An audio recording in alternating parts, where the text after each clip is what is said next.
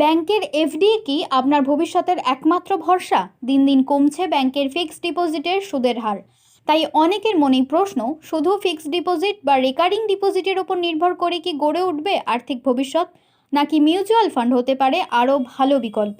Mutual fund কতটা নিরাপদ? মাসে মাত্র 500 টাকা দিয়ে এসআইপি শুরু করা যায় কিনা? এসআইপি নাকি এককালীন বিনিয়োগ, কোনটি বেশি উপযোগী?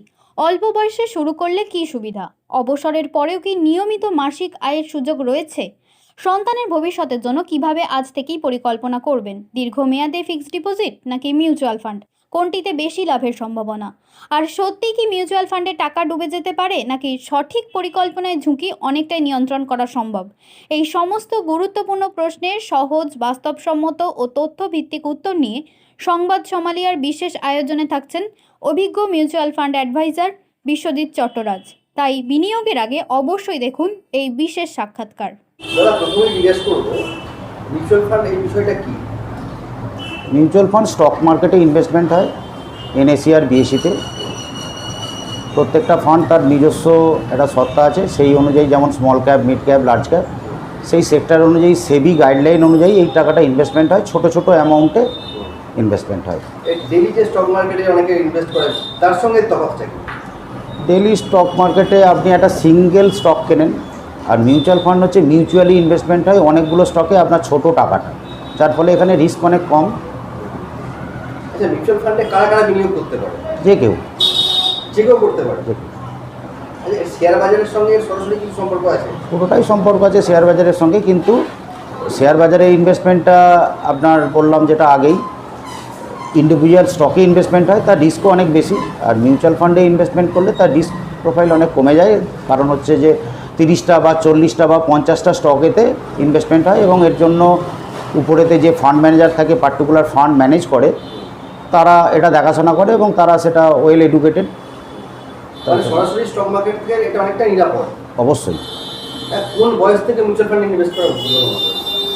যে বয়স থেকে তার ইনকাম শুরু হচ্ছে সেই বয়স থেকে ইনভেস্ট করা উচিত। অল্প বয়স থেকে বিনিয়োগ শুরু করলে কি তার ফলন ভালো হয়? অবশ্যই ভালো হয়, তার কম্পাউন্ডিংটা অনেক বেশি হয়ে যায়। যেমন ধরুন, আপনি যদি একটা কম্পেয়ার করেন 100 টাকা ইনভেস্টমেন্ট, সে তার বয়স ধরুন 20 বছর, সে 40 বছর ধরে ইনভেস্ট করছে, তো তার যদি 12%ও আপনি যদি ক্যালকুলেট করেন, তাহলে কাছাকাছি 12 থেকে 13 লাখ টাকার কাছাকাছি দাঁড়ায়। প্রথম 6-7 বছরে বুঝতে পারা যায় না, যত দিন যায় তত এটা বাড়তে থাকে। সেটা মান্থলি কত ইনভেস্ট করতে হবে? 100 টাকাতেও করা যায়। আচ্ছা, আরেকটা বিষয় জানবো, সেটা হচ্ছে যারা একদম বয়স হয়ে গেছে, ধরুন 50 বছর, 60 বছর, 70 বছর, তারা একটা টাকা ব্যাংকে রেখে সেখান থেকে সুদ নিয়ে তাদের ওষুধ খরচা এবং সংসার খরচা এবং তারা চালায়, তো সেই সমস্ত ব্যক্তিরাও মিউচুয়াল ফান্ডে ইনভেস্ট করতে পারেন? একদমই পারেন। তারা এসডব্লিউপি করবেন, ব্যালেন্স ফান্ড করবেন, বন্ড ফান্ড করবেন।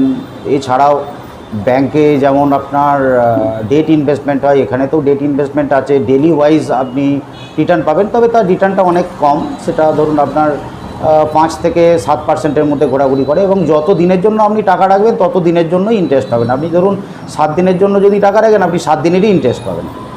এসডব্লিউপির ক্ষেত্রে কি ভালোভাবে বলছেন? এসডব্লিউপি তো অবশ্যই যারা পেনশন হোল্ডার বা যাদের কর্মক্ষমতা কমে গেছে, বা যারা একটা টাকা বড় অ্যামাউন্ট জমা রেখে করে, তাদের ক্ষেত্রে তো এসডব্লিউপি খুবই ভালো। আর ব্যাংকে বা পোস্ট অফিসের ক্ষেত্রে এসডব্লিউপি একটু কঠিন, তার কারণ হচ্ছে যদি বড় অ্যামাউন্ট হয় তখন আপনার ট্যাক্সটা অনেক বেশি পড়ে যায়। মিউচুয়াল ফান্ডের ক্ষেত্রে সেই ট্যাক্সেশনটা অনেক কম হয়। আচ্ছা, শিশুদের ভবিষ্যতের কথা ভেবে কি তাদের জন্য কি মিউচুয়াল ফান্ডে ইনভেস্ট করা যায়? হ্যাঁ, করা যায়। সেটা কীভাবে? সেটা আপনার শিশু তো রোজগার করে না, তার বাবা মাই রোজগার করে, তার বাবা মায়ের মাধ্যম দিয়ে ইনভেস্টমেন্ট হবে। আপনার সেটাকে বলা হয় চাইল্ড ক্যারিয়ার প্ল্যান। সেখানেতে আপনি আপনার 500 টাকা, 1000 টাকা, 1500 টাকা, 2000 টাকা, আপনার যেমন সামর্থ্য সেই অনুযায়ী আপনি করবেন। মোটামুটি আপনার 11 থেকে 14% পর্যন্ত রিটার্ন হয়। আপনি 12% ধরে চললেও আপনার সেটা অনেক। আচ্ছা, এখন যে বিশ্ববাজারের যে অবস্থা, একটা যুদ্ধের আবহাওয়া আছে, আন্তর্জাতিক বাজারে যা আছে, এবং ভারতবর্ষের বিশেষ করে অর্থনীতির যে অবস্থা, তাতে করে এখন এই মুহূর্তে লামসাম ইনভেস্টমেন্ট ভালো নাকি না এসআইপি করার ক্ষেত্রে সবথেকে ভালো? আমি তো বলবো দুটোই। যখন এই রকম পরিস্থিতি হবে বাজারের, তখন আপনি লামসাম করবেন আপনার সামর্থ্য অনুযায়ী। আর এসআইপি তো একটা বড় লং টার্মের ব্যাপার, আপনি তো প্রত্যেক মাসে তার নির্দিষ্ট দিনে ওই টাকা কাটে, সেখানেতে আপনার অটোমেটিক্যালি আপনার খারাপ বাজারেতেও আপনার ইনভেস্টমেন্ট হয়ে যায়, যেটা আপনার অজান্তেই হয়ে যায়, যেটা আপনি বুঝতেই পারেন না। তো কাজেই এটা দুটোই খুবই প্রয়োজন। আপনার এসআইপির সঙ্গে সঙ্গে আপনি লামসামা ওই জায়গাতেই আপনি 2-5 হাজার টাকা অ্যাডিশনাল পারচেস করে যাবেন, তাহলেই আপনার সম্পদ আরও বেশি করে তৈরি হবে। আচ্ছা, ব্যাংকের ফিক্সড ডিপোজিট আর মিউচুয়াল ফান্ড এই দুটোর মধ্যে তফাৎ কি আছে? ব্যাংকের ফিক্সড ডিপোজিট মানে এসটিডিআর যেটা, সেটা একটা সময় আপনাকে ইনভেস্টমেন্ট করতে হয়, যেমন 5 বছর, 6 বছর, 3 বছর, 2 বছর। সেখানেতে আপনার ইন্টারেস্ট ডিক্লেয়ার্ড। আর মিউচুয়াল ফান্ডে ডিক্লেয়ার্ড নয় এবং ইন্টারেস্টও নয়, এটা ইনভেস্টমেন্ট। তো ইনভেস্টমেন্ট আলাদা আর ব্যাংকের ফিক্সড ডিপোজিট আলাদা। ওখানে ডিক্লেয়ার্ড থাকে অ্যামাউন্ট কত, এখানে ডিক্লেয়ার্ড নয়। এখানেতে আপনার 2 বছর 3 বছরের এসআইপি আপনার নেগেটিভও হতে পারে, কিন্তু যখন পজিটিভ হয় তখন ব্যাংকের থেকে ডবল রিটার্ন দিয়ে বেরিয়ে চলে যায়। এখানে ধৈর্যটাই সবথেকে বড় ব্যাপার। দীর্ঘমেয়াদের ক্ষেত্রে কোনটাতে বেশি রিটার্ন পাওয়ার সম্ভাবনা? দীর্ঘমেয়াদে এসআইপি তো অবশ্যই ভালো, কোনো কারণ ছাড়াই আপনি লামসামেতেও ইনভেস্টমেন্ট করতে পারেন। বড় এর ক্ষেত্রে যেমন আপনার এসডব্লিউপির ক্ষেত্রে খুবই কার্যকর। কেউ যদি 15 বছরে এসডব্লিউপি করেন তো তার মূল টাকাটাও বেড়ে যায়। টাকা উইথড্রল অ্যামাউন্ট যেটা থাকে, মূল অ্যামাউন্টটাও বাড়ে, উইথড্রল অ্যামাউন্ট তো সেটা পেতেই থাকে। আচ্ছা, এই যে বাজারে যে মুদ্রাস্ফীতি, এটার কথা বিবেচনা করলে কীভাবে ইনভেস্ট করা যায়? মুদ্রাস্ফীতির সঙ্গেই তো গোটা সম্পর্কটা জড়িয়ে। তার কারণ হচ্ছে আমাদের যা জিডিপি আর যা ইনফ্লেশন রেট, এই দুটো অ্যাড করলে যেটা আসে এটাই মোটামুটি মিউচুয়াল ফান্ডের রিটার্ন আসে। তো যেটা আপনাকে ব্যাংক, পোস্ট অফিস বা অন্য যে কেউ আপনার জিডিপির গ্রোথটা হয়তো দেয়, ইনফ্লেশন রেটের গ্রোথটা দেয় না। এই দুটো অ্যাড করলে সেটাই কাছাকাছি মিউচুয়াল ফান্ডের প্রফিট আসে। সেই জন্যই মিউচুয়াল ফান্ডে ইনভেস্টমেন্ট করা উচিত। আচ্ছা, অনেকেই তো বলেন যে মিউচুয়াল ফান্ড করলে টাকা ডুবে যায়, এটা কতটা সত্য? টাকা ডুবে যায়, আপনি এই কথাটা মানে সম্পূর্ণ ভুল। তার কারণ হচ্ছে টাকা কখনো শূন্য হয় না।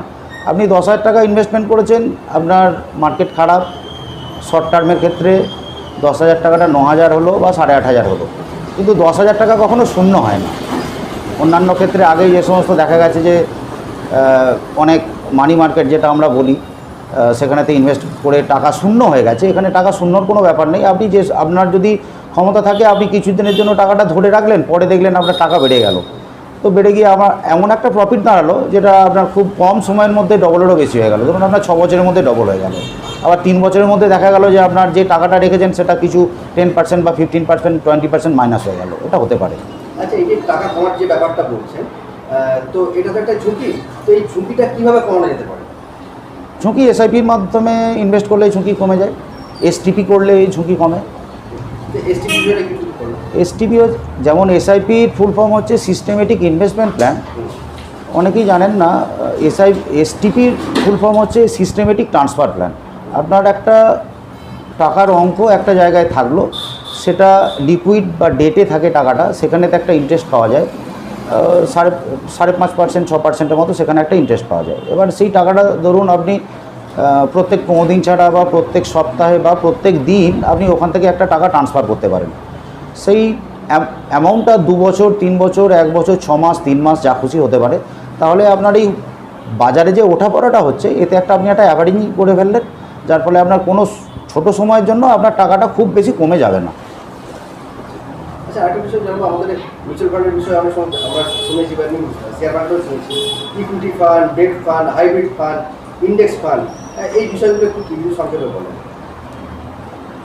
ইন্ডেক্স ফান্ড হচ্ছে বিএসসি একটা বেঞ্চমার্ক রাখে, সেখানেতে বিভিন্ন রকম small cap, mid cap, large cap, সেখানেতে অনেক স্টক একসঙ্গে রাখা হয় এবং তার একটা মান দেওয়া থাকে, সেটাই হচ্ছে ইন্ডেক্স ফান্ড। এবং সেই ইন্ডেক্স ফান্ডে আপনার ঝুঁকি অনেক কম এবং সেখানেতে পার্সেন্টেজ অফ শেয়ার অনেক প্রচুর বেশি পরিমাণে থাকে। যেমন ধরুন mid cap 150, mid cap 250, small cap 250।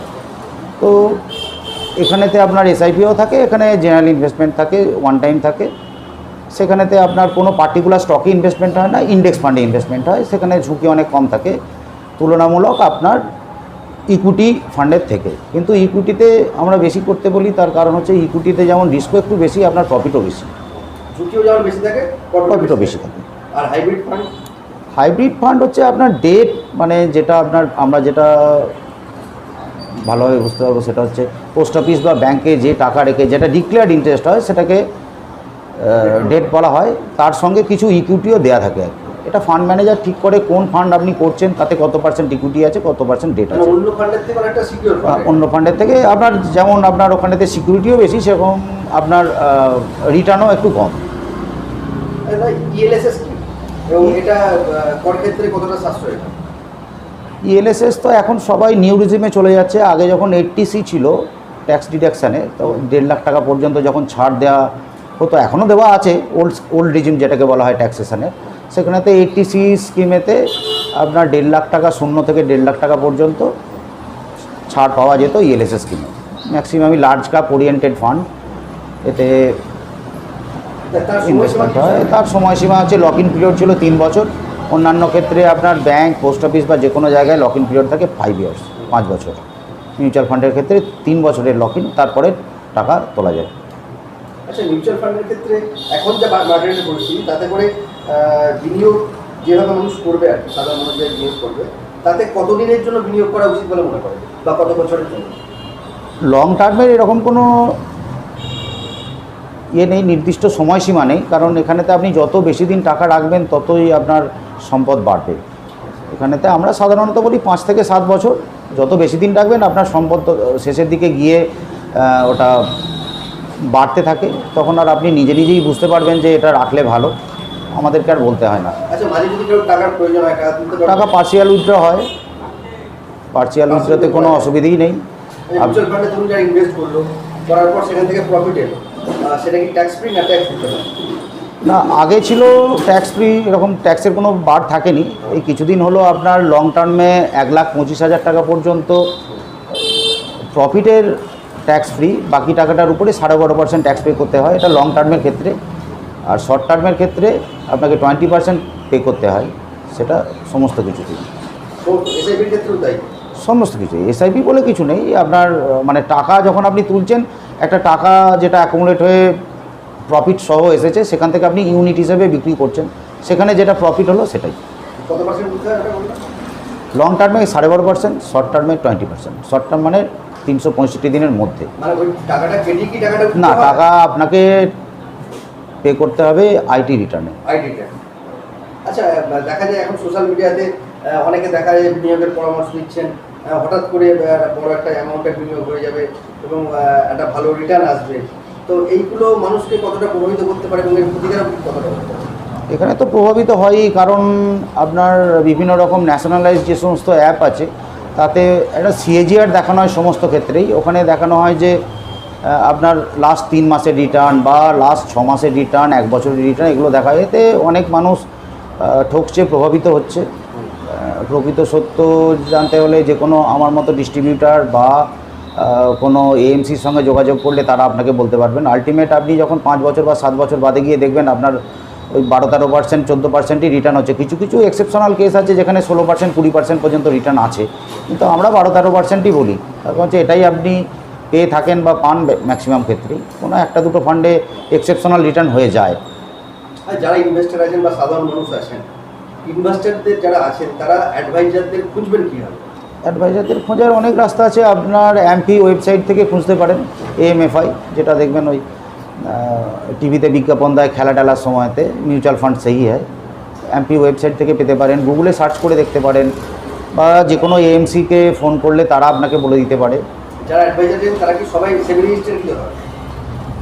সেবি না, এটা মিউচুয়াল ফান্ড এমপির আন্ডারে হয়, এমপিকে রেগুলেট করে সেবি। আচ্ছা, এখনকার দিনে নতুন যারা প্রজন্ম, তরুণদের একদম, তাদের ইনভেস্টমেন্টের ক্ষেত্রে কী বলবেন, কী পরামর্শ দেবেন? তরুণদের তো অবশ্যই, আসলে আমরা ছোটোবেলা থেকে যখন বড় হয়েছি তখন দেখেছি বাবা, কাকা, দাদারা সবাই এলআইসিতে ইনভেস্ট করছে। ইনভেস্ট নয়, মানে এলআইসি তো প্রয়োজন, এলআইসি ইনভেস্টমেন্ট নয়। আমাদের এই দিকেতে ইনভেস্টমেন্ট তো আসেইনি, অথচ 1964 থেকে ইনভেস্টমেন্ট হয়।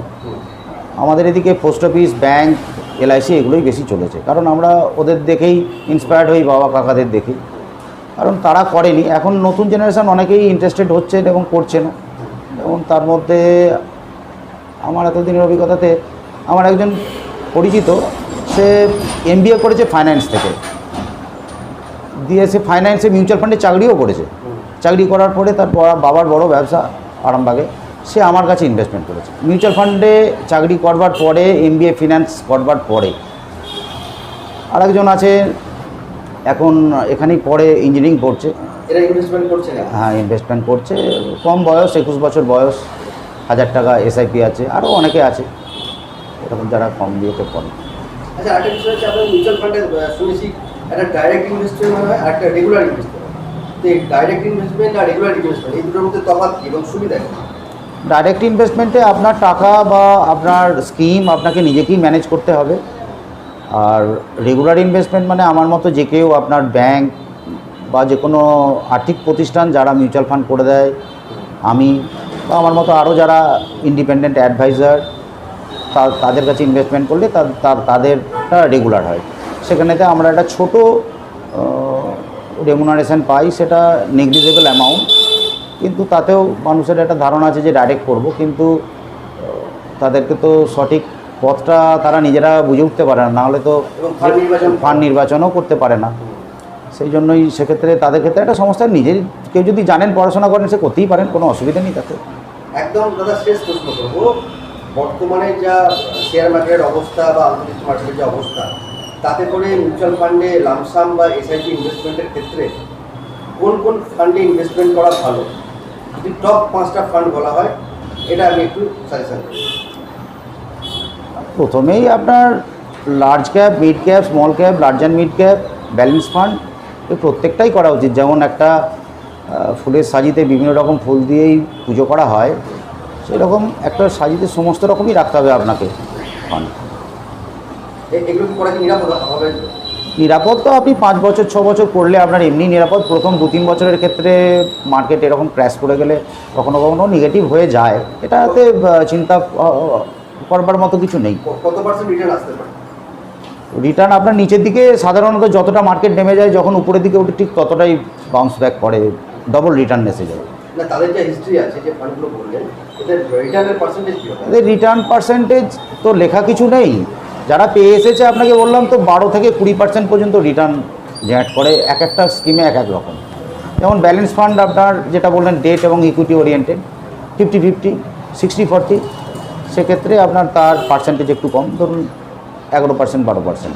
আবার মিড ক্যাপ, স্মল ক্যাপের ক্ষেত্রে 14%, 15%, 16% পর্যন্ত। ফান্ড এক একটার এক এক রকম পারফরমেন্স, সব রকমই প্রয়োজন।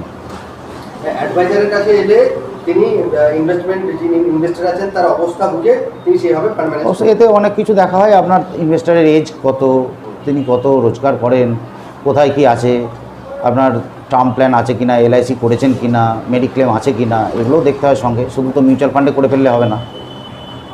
আর একটা প্রশ্ন করবো, শেষ প্রশ্ন বলে ওটা থামতে পারছি না, সেটা হচ্ছে ধরুন কোনো এক ব্যক্তি মাসে 1 লক্ষ টাকা ইনকাম করে, তার কত পার্সেন্টেজ শেয়ার মার্কেটে থাকা উচিত বা মিউচুয়াল ফান্ডে থাকা উচিত বলে মনে হয়? প্রথম কথা, তিনি 1 লক্ষ টাকায় কী কী করছেন সেটাই প্রথম, এবং তার কতটা এক্সপেন্স আছে। যদি তিনি বাড়ি করে থাকেন, তার একটা বড় টাকা EMI চলে যায়, আমরা প্রথমে সাজেস্ট করবো যে EMI যে পোর্শনটা আছে তার অন্ততপক্ষে যে EMIটা দিচ্ছেন তার 20% একটা SIP করে দিতে। তার কারণ হচ্ছে যে EMIর একটা বড় লং টার্ম হরাইজন থাকে, সেখানেতে আপনার 20 বছর বা 25 বছর EMIটা দিতে চলে যায়। সে যদি একটা 5,000 বা 7,000 টাকার একটা SIP করে ফেলে, তো তার টেনিওরের মধ্যে সে এই টাকাটা নিয়ে সেই সম্পদটা কাজে লাগিয়ে দিতে পারবে, আপনার হোম লোনটা সে তাড়াতাড়ি শোধ করে দিতে পারবে। 20% ইনভেস্টমেন্ট করলে ভালো হয়। মিনিমাম তো 20% বলে কিছু নয়, তিনি প্রথমে মেডিক্লেম করবেন এবং LIC করবেন, টার্ম প্ল্যানে একটা বড় অ্যামাউন্ট, তার যার রোজগার করছেন তার একটা বড় অ্যামাউন্ট, ধরুন তিনি 1 লক্ষ টাকা রোজগার করেন মাসে, তো মোটামুটি তাকে একটা 1 কোটি টাকার তো টার্ম প্ল্যান করতেই হবে। না, আমার প্রশ্ন হচ্ছে যে ইনকাম যেটা করছে, ধরুন তার হাতে 50,000 টাকা রইল, 1 লক্ষ টাকা ইনকাম করছে, সমস্ত খরচ খরচা বাদ দিয়ে 50,000 টাকা হাতে রইল, সেই 50,000 টাকার কত পার্সেন্ট মিউচুয়াল ফান্ডে বা শেয়ার মার্কেটে ইনভেস্ট করা উচিত বলে মনে করেন? 30-35% তো অবশ্যই, তার কারণ হচ্ছে তাকে মেডিক্লেমও তো করতে হবে, আর সঙ্গে একটা LICও রাখতে হবে টার্ম প্ল্যান।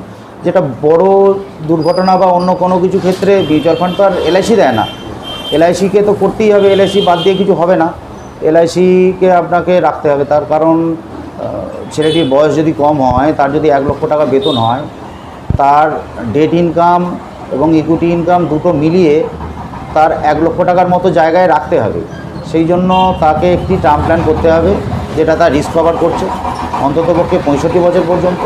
তারপরে তাকে মেডিক্লেম করতে হবে, তাহলে অটোমেটিক্যালি আপনার কাছে তখন দেখবেন ওই দুটি করবার পরে আপনার অন্ততপক্ষে 35% সেভিংস হয়ে যাচ্ছে। আমাদের এখানেতে এলআইসির ক্ষেত্রে ম্যাক্সিমামই টার্ম প্ল্যান কেউ করে না, সেই জন্য একটা সমস্যা দাঁড়ায়, ম্যাক্সিমাম টাকাটা এলআইসির ক্ষেত্রে চলে যায়। কেউ যদি টার্ম প্ল্যান করে বাকি টাকাটা মিউচুয়াল ফান্ড করে এবং হেলথ ইন্স্যুর করে তাদের ক্ষেত্রে কোনো সমস্যাই নয়। তার যেমন ইনকাম সেই অনুযায়ী আপনি দেখবেন 35%-এর কাছাকাছি ইনভেস্টমেন্ট হয়েই যাবে।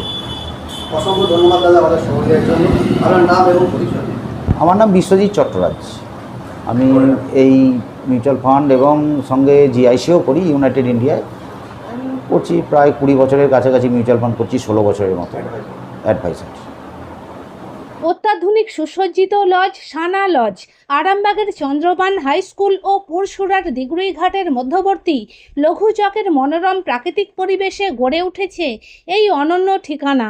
বিবাহ, অন্নপ্রাশন, এনগেজমেন্ট বা যে কোনো সামাজিক অনুষ্ঠানের জন্য সর্বাধুনিক ব্যবস্থায় প্রস্তুত সানা লজ। রয়েছে পর্যাপ্ত গাড়ি পার্কিং সহ আধুনিক সব পরিষেবা, সবই আপনার সাধ্যের মধ্যে। আজই বুকিং করুন আপনার স্বপ্নের অনুষ্ঠানের জন্য আপনারই পছন্দের ঠিকানায়। সানা লজ, দিগুড়িঘাট ও চন্দ্রবান হাই স্কুলের সন্নিকটে লঘু চকে। যোগাযোগ শাহনওয়াজ মোল্লা, মোবাইল নাম্বার 9734754516, 9641092406। এবার হাতের কাছেই মিলবে অত্যাধুনিক ও নির্ভরযোগ্য স্বাস্থ্য পরিষেবা। আরামবাগ, খানাকুল ও পরশুরা থানা এলাকার মানুষদের জন্য এক বড় সুখবর। খানাকুলের সেকেন্দারপুরে গড়ে উঠেছে একটি আধুনিক ও সুসজ্জিত nursing home, lifeline health care. Director Sanjay Palu. এই নার্সিং হোমে রয়েছে 24 ঘন্টা রোগী দেখানোর ও ভর্তি করার সুব্যবস্থা। সঙ্গে রয়েছে বিনামূল্যে অ্যাম্বুলেন্স পরিষেবা। অভিজ্ঞ পরিষেবা ও যত্নশীল ব্যবস্থাপনায় আপনার সুস্থতার নির্ভরযোগ্য ঠিকানা লাইফলাইন হেলথ কেয়ার। যোগাযোগ 9735481158, 7432984404।